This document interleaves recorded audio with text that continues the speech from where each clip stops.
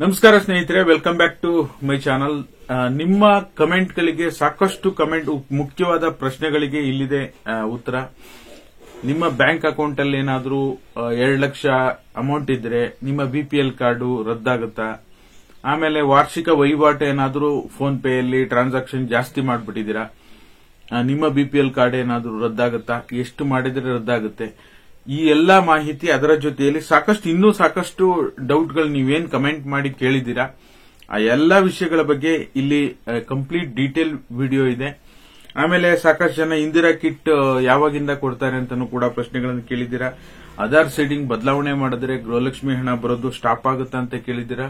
Ration card ಅಲ್ಲಿ address change ಮಾಡಿದ್ರೆ ನಮಗೆ ಗೃಹಲಕ್ಷ್ಮಿ ಹಣ ಬರೋದು ಸ್ಟಾಪ್ ಆಗುತ್ತೆ ಅಂತ ಕೇಳಿದ್ದೀರಾ. ಆಮೇಲೆ 21ನೇ ಕಂತು ಇವಾಗ ಜಮಾ ಆಗಿದೆ, ನಮಗೆ 21ನೇ ಕಂತು ಬರೋದು ಬಾಕಿ ಇತ್ತು, 22ನೇ ಕಂತು ಯಾವಾಗ ಬರುತ್ತೆ ಅಂತ ಕೇಳಿದ್ದೀರಾ. ಮತ್ತೆ ಸಾಕಷ್ಟು ಈ ರೀತಿಯಾಗಿ ಪ್ರಶ್ನೆಗಳನ್ನು ಕೇಳಿದ್ದೀರಾ. ಈ ಎಲ್ಲಾ ಪ್ರಶ್ನೆಗಳಿಗೆ ಈ ವಿಡಿಯೋದಲ್ಲಿ ನಿಮಗೂ ಒಂದಲ್ಲ ಒಂದು ಡೌಟ್ ಇದ್ದೇ ಇರುತ್ತೆ. ಹಾಗಾಗಿ ಕಂಪ್ಲೀಟ್ ವಿಡಿಯೋನ ವೀಕ್ಷಣೆ ಮಾಡಿ. ನೀವೇನಾದ್ರೂ ಹೊಸದಾಗಿ ನಮ್ಮ ಚಾನಲ್ ನೋಡ್ತೀರಾ ಸಬ್ಸ್ಕ್ರೈಬ್ ಮಾಡ್ಕೊಳ್ಳಿ. ಹಾಗೆ ಎಲ್ಲರೂ ವಿಡಿಯೋಕ್ಕೊಂದು ಲೈಕ್ ಕೊಡುವ ಮೂಲಕ ಸಪೋರ್ಟ್ ಮಾಡಿ. ನಿಮಗೂ ಸಹ ಒಂದಲ್ಲ ಒಂದು ಡೌಟ್ ಇರುತ್ತೆ, ದಯವಿಟ್ಟು ಪೂರ್ತಿ ವಿಡಿಯೋನ ವೀಕ್ಷಣೆ ಮಾಡಿ. ಓಕೆನಾ? ಮೊದಲನೇದಾಗಿ ನಮ್ಮ ಬ್ಯಾಂಕ್ ಅಕೌಂಟ್ ಅಲ್ಲಿ ಈಗ 1.5 ಲಕ್ಷ ಇದೆ, 2 ಲಕ್ಷ ಇದೆ. ಬಿಪಿಎಲ್ ಕಾರ್ಡ್ ಏನಾದರೂ ರದ್ದು ಮಾಡ್ತಾರಾ? ವಾರ್ಷಿಕ ಆದಾಯ 1,20,000 ಗಡಿ ಇದೆ. 1,20,000 ರೂಪಾಯಿಗಿಂತ ವಾರ್ಷಿಕ ಆದಾಯ ಹೆಚ್ಚಿದ್ರೆ ಅಂತ ಕುಟುಂಬದ ರೇಷನ್ ಕಾರ್ಡ್ ಅನ್ನ ರದ್ದು ಮಾಡ್ತಾರೆ ಅಂತ ಹೇಳಿ ಸಾಕಷ್ಟು ಜನ ಪ್ರಶ್ನೆಗಳನ್ನ ಕೇಳ್ತಾ ಇದ್ದೀರಾ. ನಿಮ್ಮ ಬ್ಯಾಂಕ್ ಅಕೌಂಟ್ ಅಲ್ಲಿ 2 ಲಕ್ಷ ಇದ್ರೆ ನಿಮ್ಮ ರೇಷನ್ ಕಾರ್ಡ್ ರದ್ದಾಗುತ್ತಾ? ಖಂಡಿತವಾಗ್ಲೂ ರೇಷನ್ ಕಾರ್ಡ್ ರದ್ದಾಗೋದಿಲ್ಲ. ಯಾಕೆಂದ್ರೆ ನಿಮಗೆ ಈಗ ನಿಮ್ಮ ಬ್ಯಾಂಕ್ ಅಲ್ಲಿ ವಹಿವಾಟಾಗಿರ್ಬೋದು. ವಹಿವಾಟು ಅಂದ್ರೆ ನಿಮಗೆ ಸುಮಾರು ನಿಮ್ಮ ಬ್ಯಾಂಕ್ ಅಕೌಂಟ್ ಇದ್ದಕ್ಕಿದ್ದಾಗಿ 5 ಲಕ್ಷ, 10 ಲಕ್ಷ, 15 ಲಕ್ಷ ಈ ರೀತಿಯಾಗಿ ಏನಾದರೂ ಕ್ಯಾಶ್ ಡೆಪಾಸಿಟ್ ಆದ್ರೆ ಮಾತ್ರ ಸಮಸ್ಯೆ ಆಗುತ್ತೆ. 1 ಲಕ್ಷ, 2 ಲಕ್ಷಕ್ಕೆಲ್ಲ ಯಾರು ಕೂಡ ವರಿ ಮಾಡುವಂತ ಅವಶ್ಯಕತೆ ಇಲ್ಲ. ನಿಮ್ಮ ಬಿಪಿಎಲ್ ಕಾರ್ಡ್ ಇದ್ರೂ ಸಹ ನಿಮ್ಮ ಬ್ಯಾಂಕ್ ಅಕೌಂಟ್ ಅಲ್ಲಿ 1 ಲಕ್ಷ, 2 ಲಕ್ಷಕ್ಕೆ ಯಾವುದೇ ಸಮಸ್ಯೆ ಇಲ್ಲ. ಓಕೆನಾ? ಇವಾಗ 21ನೇ ಕಂತು ಜಮಾ ಆಗಿದೆ, 22ನೇ ಕಂತು ಬರೋದು ಯಾವಾಗ ಅಂತ ಪೆಂಡಿಂಗ್ ಇರೋರಿಗೆ ಹೇಳ್ತಾ ಇದ್ರಿ.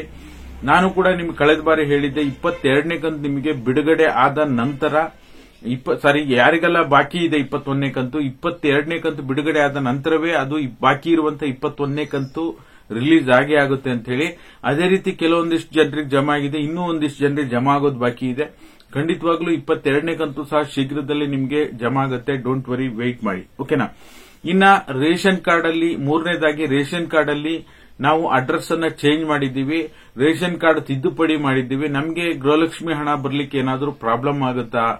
ಖಂಡಿತವಾಗ್ಲೂ ಇಲ್ಲ. ಯಾಕೆಂದ್ರೆ ರೇಷನ್ ಕಾರ್ಡ್ ಅಲ್ಲಿ ಅಡ್ರೆಸ್ ಚೇಂಜ್ ಮಾಡಿದ್ರೆ ಏನು ಪ್ರಾಬ್ಲಮ್ ಆಗಲ್ಲ. ರೇಷನ್ ಕಾರ್ಡ್ ಅಲ್ಲಿ ಮನೆ ಒಡತಿ ಇರ್ತಾರಲ್ಲ, ಆ ಸದಸ್ಯರನ್ನ ಬದಲಾವಣೆ ಮಾಡಿದ್ರೆ ಮಾತ್ರ ಗೃಹಲಕ್ಷ್ಮಿ ಹಣ ಸದ್ಯಕ್ಕೆ ಬರೋದು ಸ್ಟಾಪ್ ಆಗುತ್ತೆ. ಮತ್ತೆ ನೀವು ಯಾರನ್ನ ಚೇಂಜ್ ಮಾಡಿದ್ರೆ ಅವ್ರ ಹೆಸರಲ್ಲಿ ಹೊಸದಾಗಿ ಗೃಹಲಕ್ಷ್ಮಿ ಯೋಜನೆಗೆ ಅರ್ಜಿಯನ್ನ ಸಲ್ಲಿಸಬೇಕಾಗತ್ತೆ. ಓಕೆನಾ? ಇನ್ ಕೇಸ್ ಇನ್ನೊಂದು ಮುಖ್ಯವಾದ ಪ್ರಶ್ನೆ ಏನಪ್ಪಾ ಅಂದ್ರೆ, ನಿಮಗೆ ಅರ್ಹತೆ ಇದೆ, ಬಿಪಿಎಲ್ ಕಾರ್ಡ್ ಪರಿಷ್ಕರಣೆ ನಡೀತಾ ಇರೋದ್ರಿಂದ ನಿಮಗೆ ಅರ್ಹತೆ ಇದ್ರೂ ಸಹ ನಿಮ್ಮ ರೇಷನ್ ಕಾರ್ಡ್ ರದ್ದಾಗಿದ್ರೆ ಏನ್ ಮಾಡಬೇಕು, ಅಂತಹ ಸಮಯದಲ್ಲಿ ಏನ್ ಮಾಡಬೇಕು ಅಂತ ಸಾಕಷ್ಟು ಜನ ಪ್ರಶ್ನೆಯನ್ನ ಕೇಳ್ತಾ ಇದ್ರಿ. ನೀವು ಬಡವರಾಗಿದ್ದೀರಾ, ಬಟ್ ಆದ್ರೂ ನಿಮ್ಮ ರೇಷನ್ ಕಾರ್ಡ್ ರದ್ದಾಗಿದೆ, ನಿಮ್ಮ ವಾರ್ಷಿಕ ವರಮಾನನೂ ಕಡಿಮೆ ಇದೆ, ನಿಮ್ಮ ಹತ್ರ ಯಾವುದೇ ವೈಟ್ ಬೋರ್ಡ್ ಕಾರ್ ಇಲ್ಲ, ನಿಮ್ಮ ಹತ್ರ ಯಾವುದೇ ಇನ್ಕಮ್ ಟ್ಯಾಕ್ಸ್ ಪೇಯರ್ ಅಲ್ಲ, ಜಿಎಸ್ಟಿ ಪೇಯರ್ ಅಲ್ಲ, ಏನು ಮಾನದಂಡಗಳಿದೆ ಅವೆಲ್ಲವನ್ನೂ ಕೂಡ ನೀವು ಕರೆಕ್ಟ್ ಆಗಿದ್ರೂ ಸಹ ನಿಮಗೆ ನಿಮ್ಮ ರೇಷನ್ ಕಾರ್ಡ್ ರದ್ದಾಗಿದೆ ಅಂದ್ರೆ ಖಂಡಿತವಾಗ್ಲೂ ವರಿ ಮಾಡುವಂತ ಅವಶ್ಯಕತೆ ಇಲ್ಲ. ನೀವು ಮರಳಿ ನಿಮ್ಮ ಬಿಪಿಎಲ್ ಕಾರ್ಡ್ ಅನ್ನ ಪಡಿಬಹುದಾಗಿರುತ್ತೆ. ಅದರ ಬಗ್ಗೆ ಈಗ ಆಲ್ರೆಡಿ KH ಮುನಿಯಪ್ಪ ಅವರು ಹೇಳಿದ್ದಾರೆ, 45 ದಿನದ ಒಳಗಾಗಿ ನಿಮಗೆ ಮತ್ತೆ ರೇಷನ್ ಕಾರ್ಡ್ ಸಿಗುತ್ತೆ ಅಂತ ಹೇಳಿ. ಹಾಗಾಗಿ ನಿಮ್ಮ ಹತ್ತಿರದ ಆಹಾರ ಇಲಾಖೆ ಕಚೇರಿ ಭೇಟಿ ನೀಡಿ, ಈ ರೀತಿ ಆಗಿದೆ, ನಮ್ದೆಲ್ಲವೂ ಕೂಡ ಸರಿ ಇದೆ, ಆದ್ರೂ ಕೂಡ ನಮ್ಮ ರೇಷನ್ ಕಾರ್ಡ್ ರದ್ದಾಗಿದೆ ಅಂತ ಹೇಳಿದ್ರೆ ಮತ್ತೆ ರಿವೆರಿಫಿಕೇಶನ್ ಮಾಡಿ ನಿಮ್ಮ ರೇಷನ್ ಕಾರ್ಡ್ ಅನ್ನ ನಿಮಗೆ ಕೊಡುವಂತ ಕೆಲಸ ಮಾಡ್ತಾರೆ. ಮತ್ತೆ ಈಗ ಮಧ್ಯಂತರ ರೇಷನ್ ಕಾರ್ಡಿಗೆ 24ನೇ ತಾರೀಕು ನಿನ್ನೆ ಕೂಡ ಹೊಸ ರೇಷನ್ ಕಾರ್ಡ್ಗೆ ಮೊನ್ನೆ ರೇಷನ್ ಕಾರ್ಡ್ಗೆ ಅರ್ಜಿ ಆಹ್ವಾನ ಮಾಡಿದ್ರು. ಅಂದ್ರೆ ನಿಮಗೀಗ ಬಿಪಿಎಲ್ ಕಾರ್ಡ್ ಈಗೇನಿದೆ ಈ ಬೆನಿಫಿಟ್ ಅನ್ನು ಎಲ್ಲವನ್ನ ಪಡ್ಕೊಳ್ಳುವಂತಹ ರೇಷನ್ ಕಾರ್ಡ್ ಏನಾದರೂ ಕೊಡ್ತಾ ಇದ್ದಾರಾ ಅಂತ ನೋಡೋದಕ್ಕೆ ಹೋದ್ರೆ ಖಂಡಿತವಾಗ್ಲೂ ಇಲ್ಲ. ನಿಮ್ಗೆ ಈಗೇನ್ ಬಿಪಿಎಲ್ ಕಾರ್ಡ್ಗೆ ಎಪಿಎಲ್ ಕಾರ್ಡ್ಗೆ ಅರ್ಜಿ ಆಹ್ವಾನ ಮಾಡ್ತಾ ಇದ್ದಾರೆ, ಅದು ನಿಮಗೆ ಅದರಲ್ಲೂ ಸಹ ಬಿಪಿಎಲ್ ಕಾರ್ಡ್ಗೆ ನಿಮಗೀಗ ಅಕ್ಕಿ ಕೊಡೋದಕ್ಕಲ್ಲ, ಕೇವಲ ನಿಮ್ಮ ಮೆಡಿಕಲ್ ಎಮರ್ಜೆನ್ಸಿಗೆ ಮಾತ್ರ. ಓಕೆನಾ? ಏನಾದರೂ ಗಂಭೀರವಾದ ಕಾಯಿಲೆ ಇದ್ದರೆ ಕೆಲವೊಂದು ಬಿಪಿಎಲ್ ಕಾರ್ಡ್ ಇರುವಂತಹ ಫಲಾನುಭವಿಗಳಿಗೆ ಉಚಿತವಾಗಿ ಕೆಲವೊಂದು ಹಾಸ್ಪಿಟಲ್ಗಳಲ್ಲಿ ಟ್ರೀಟ್ಮೆಂಟ್ ಇರೋದ್ರಿಂದ ಮೆಡಿಕಲ್ ಪರ್ಪಸ್ ಓನ್ಲಿ ಇವಾಗ ರೇಷನ್ ಕಾರ್ಡ್ ಅನ್ನ ಓಪನ್ ಮಾಡಿದ್ದಾರೆ. ಅದರಲ್ಲೂ ಕೂಡ ಒಂದೊಂದು ದಿನ ಮಾತ್ರ ಒಂದಿನಕ್ಕೆ ಸೀಮಿತ ಮಾಡಿದ್ದಾರೆ. ಕೆಲವೊಂದು ಟೈಮ್ಗಳಲ್ಲಿ ಕೆಲವೊಂದು ಜಿಲ್ಲೆಗಳಿಗೆ ಮಾತ್ರ ಸೀಮಿತ ಮಾಡಿದ್ದಾರೆ. ಈಗ ಫುಲ್ ಫ್ಲಡ್ಜ್ಡ್ ಬಿಪಿಎಲ್ ಕಾರ್ಡ್ಗಾಗ್ಲಿ ಎಪಿಎಲ್ ಕಾರ್ಡ್ಗಾಗ್ಲಿ ಇನ್ನೂ ಕೂಡ ಅರ್ಜಿ ಆಹ್ವಾನ ಮಾಡಿಲ್ಲ ಅಂತ ಹೇಳ್ಬೋದು. ಆಮೇಲೆ ಇಂದಿರಾ ಕಿಟ್ ಕೊಡ್ತಾರೆ ಅಂತ ವಿಡಿಯೋ ಮಾಡಿ ಹೇಳಿದ್ರಿ, ಬಟ್ ಆದ್ರೆ ಯಾವಾಗಿಂದ ಕೊಡ್ತಾರೆ? ಈಗ ಆಲ್ರೆಡಿ ಆಹಾರ ಇಲಾಖೆಯಿಂದ KH ಮುನಿಯಪ್ಪ ಅವರೇ ಇದ್ರ ಬಗ್ಗೆ ಸ್ಪಷ್ಟನೆ ಕೊಟ್ಟಿದ್ರು. ಇಂದಿರಾ ಕಿಟ್ ಅನ್ನ ಯಾವ ರೀತಿ ಕೊಡಬೇಕು, ಈಗ 5 ಕೆಜಿ ಅಕ್ಕಿ ಜೊತೆಗೆ ಇನ್ನೊಂದು 5 ಕೆಜಿ ಅಕ್ಕಿ ಕೊಡೋದ್ರ ಬದಲು ನಾವು ಆಹಾರ ಕಿಟ್ ಅನ್ನ ಕೊಡ್ತೀವಿ. ಅದರಲ್ಲಿ ಕೆಲವೊಂದು ಬೇಳೆ, ಎಣ್ಣೆ, ಸಕ್ಕರೆ ಈ ರೀತಿಯಾಗಿ ಕೊಡ್ತೀವಿ. 3 ವರ್ಗಗಳಾಗಿ ಕುಟುಂಬಗಳನ್ನ ವಿಂಗಡಣೆ ಮಾಡ್ತೀವಿ ಅಂತ ಹೇಳಿದ್ರು. ಇದಕ್ಕೆ ಸಂಬಂಧಪಟ್ಟಾಗಿ ಇದ್ರ ಪ್ರೋಸೆಸ್ ಆಲ್ರೆಡಿ ನಡೀತಾ ಇದೆ. ಇನ್ನೊಂದು ಮ್ಯಾಕ್ಸಿಮಮ್ 2 ರಿಂದ 3 ತಿಂಗಳ ಒಳಗಡೆನೆ ನಿಮಗೆ ಈ ಒಂದು ಯೋಜನೆ ಜಾರಿಗೆ ಬರುವಂತ ಸಾಧ್ಯತೆ ಇದೆ ಅಂತ ಹೇಳ್ಬೋದು. ಅಧಿಕೃತವಾಗಿ ಸರ್ಕಾರದಿಂದ ಒಂದು ದಿನಾಂಕವನ್ನ ನಿಗದಿಪಡಿಸಿಲ್ಲ. ದಿನಾಂಕವನ್ನ ನಿಗದಿಪಡಿಸಿದ್ರೆ ಖಂಡಿತವಾಗ್ಲೂ ಮುಂದಿನ ತಿಂಗಳಿಂದಾನೇ ಕೊಡ್ತಾರೆ ಅಂತ ಹೇಳಿದ್ರೆ ಖಂಡಿತವಾಗ್ಲೂ ನಿಮ್ಗೆ ತಿಳಿಸ್ಕೊಡುವಂತ ಕೆಲಸ ಖಂಡಿತವಾಗ್ಲೂ ನಾವು ಮಾಡ್ತೀವಿ. ಓಕೆನಾ?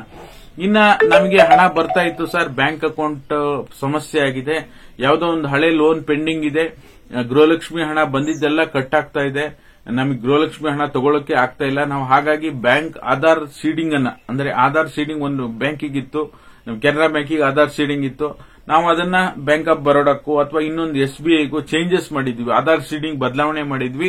ಗೃಹಲಕ್ಷ್ಮಿ ಹಣ ಬರೋದು ಬಂದ್ ಆಗುತ್ತಾ? ಈ ಕೆಲವೊಂದು ಕಾರಣಗಳಿಗೆ ಗೃಹಲಕ್ಷ್ಮಿ ಹಣ ಬಂದ್ ಆಗುತ್ತಾ ಅಂತ ನೀವು ಕೇಳ್ತಾ ಇದ್ದೀರಾ.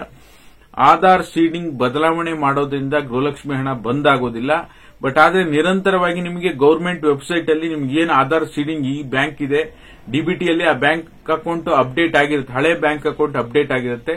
ಬಟ್ ಆದ್ರೆ ಅಲ್ಲಿ ನಿಮ್ಗೆ ಗವರ್ಮೆಂಟ್ ವೆಬ್ಸೈಟ್ ಅಲ್ಲಿ ಹೊಸ ಬ್ಯಾಂಕ್ ಅಕೌಂಟ್ ಅಪ್ಡೇಟ್ ಆಗ್ಲಿಕ್ಕೆ ಸ್ವಲ್ಪ ಕಾಲಾವಕಾಶ ಬೇಕಾಗುತ್ತೆ. ಹಣ ನಿರಂತರವಾಗಿ ಬರ್ತಾ ಇರುತ್ತಲ್ಲ, ಅದು ಸ್ವಲ್ಪ ಸಮಯಗಳ ಕಾಲ ಸ್ಥಗಿತಗೊಂಡು ಮತ್ತೆ ಅಪ್ಡೇಟ್ ಆದ ನಂತರ ನಿಮಗೆ ಹಣ ಬರಲಿಕ್ಕೆ ಪ್ರಾರಂಭ ಆಗುತ್ತೆ. ಫಾರ್ ಎಕ್ಸಾಂಪಲ್, ಈಗ 22ನೇ ಕಂತು ಬಿಡುಗಡೆ ಆಗಿದೆ, ಬಿಡುಗಡೆ ಆದ ನಂತರ ನೀವು ಆಧಾರ್ ಸೀಡಿಂಗ್ ಅನ್ನ ಚೇಂಜಸ್ ಮಾಡ್ತೀರಾ. 23ನೇ ಕಂತು ಎಲ್ಲರಿಗೆ ಬರುವಂತ ಸಂದರ್ಭದಲ್ಲಿ ನಿಮಗೆ ಬರೋದಿಲ್ಲ, ಸ್ವಲ್ಪ ಡಿಲೇ ಆಗಿ ಬರುವಂತ ಸಾಧ್ಯತೆ ಇರುತ್ತೆ ಅಂತ ಹೇಳ್ಬೋದು. ಈ ರೀತಿಯಾಗಿ ಸಾಕಷ್ಟು ಸಮಸ್ಯೆಗಳಿಂದ ಹಣ ಬರೋದು ಡಿಲೇ ಆಗ್ತಾ ಇದೆ ಅಂತ ಹೇಳಬಹುದು. ಆಮೇಲೆ ಗೃಹಲಕ್ಷ್ಮಿ KYC ಅಂದ್ರೆ ಏನು, ಗೃಹಲಕ್ಷ್ಮಿ KYC ಅಂತ ಮಾಡಿಸಬೇಕಂತೆ ನಿಜಾನಾ ಅಂತ ಹೇಳಿ ಸಾಕಷ್ಟು ಜನ ಪ್ರಶ್ನೆಗಳನ್ನು ವಿಡಿಯೋ ಮಾಡಿ ಸರ್ ಇದ್ರ ಬಗ್ಗೆ ಅಂತ ಕೇಳಿದ್ರಿ. ನಾನು ಆಲ್ರೆಡಿ ಇದ್ರ ಬಗ್ಗೆ ಒಂದು ವಿಡಿಯೋ ಮಾಡಿದ್ದೆ. ಹೊಸದಾಗಿ ಗೃಹಲಕ್ಷ್ಮಿ KYC ಅಂತ ಯಾವ್ದು ಇಲ್ಲ. ಓಕೆನಾ? KYC ಅಂತ ಹೇಳಿ 3-4 KYCಗಳಿದಾವೆ. ಒಂದು ಬ್ಯಾಂಕ್ ಅಲ್ಲಿ ಮಾಡುವಂತ KYC ಆಗಿರ್ಬೋದು, ಇನ್ನೊಂದು ಉಚಿತ ಗ್ಯಾಸ್ ಅನ್ನ ಪಡ್ಕೊಂಡಿರ್ತೀರಾ ಅಲ್ಲಿ ಮಾಡುವಂತ KYC ಆಗಿರ್ಬೋದು, ಅಥವಾ PM ಕಿಸಾನ್ ಯೋಜನೆಗೆ ಮಾಡುವಂತ KYC ಆಗಿರ್ಬೋದು, ಅಥವಾ ಇನ್ನೊಂದು ನಿಮ್ಮ ರೇಷನ್ ಕಾರ್ಡ್ಗೆ ನಿಮ್ಮ ಎಲ್ಲಾ ಮನೆಯ ಸದಸ್ಯರ ಆಧಾರ್ ಕಾರ್ಡ್ ಲಿಂಕ್ ಆಗಿರೋದಕ್ಕೂ ನಾವು KYC ಅಂತ ಕರಿತೇವೆ.